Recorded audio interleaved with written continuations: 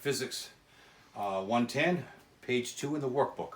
We'll start with the easy stuff, positive exponents. Usually people are okay with that. Just a little bit of brush up is all it takes.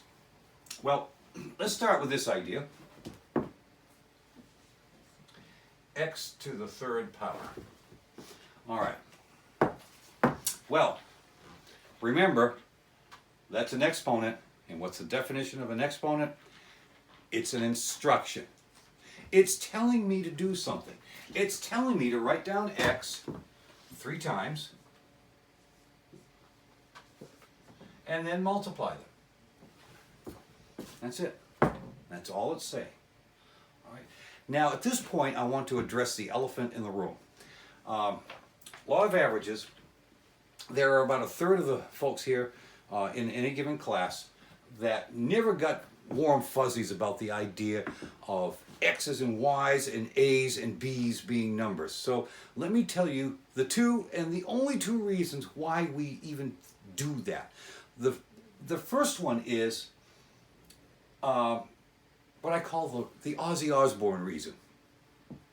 And the Ozzy Osbourne reason goes this way. Ready? Here we go. I don't know! That's right. It means I don't know. Now you need to understand that mathematicians are egotistical folks. They would rather burn at the stake than to ever have to stand up in a room full of people with their faces hanging out and utter the words, I don't know. So instead they'll come up with something like, well, based on the parameters that you have articulated and the possible minimum maximum outcomes, that the only possible solution would have to be X.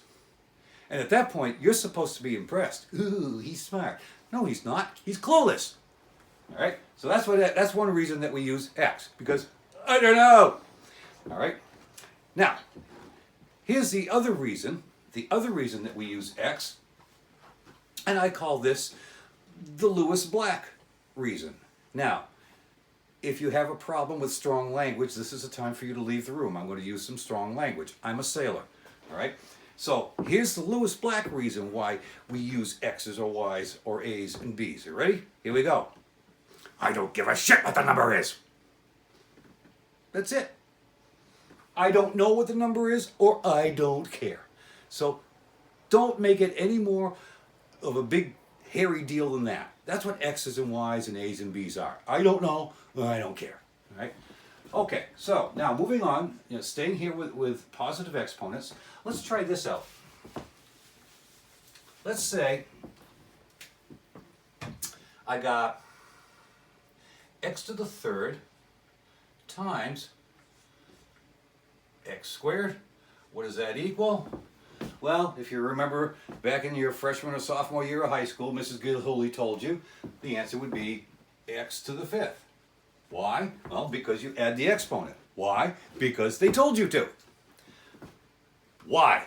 Well, again, go back to how we define an exponent. What is an exponent? It's an instruction. This one is telling me to write down X 3 times and multiply them. This one's telling me to write down X 2 times and multiply them. Hey, what do you know? 1, 2, 3, 4, 5, all being multiplied.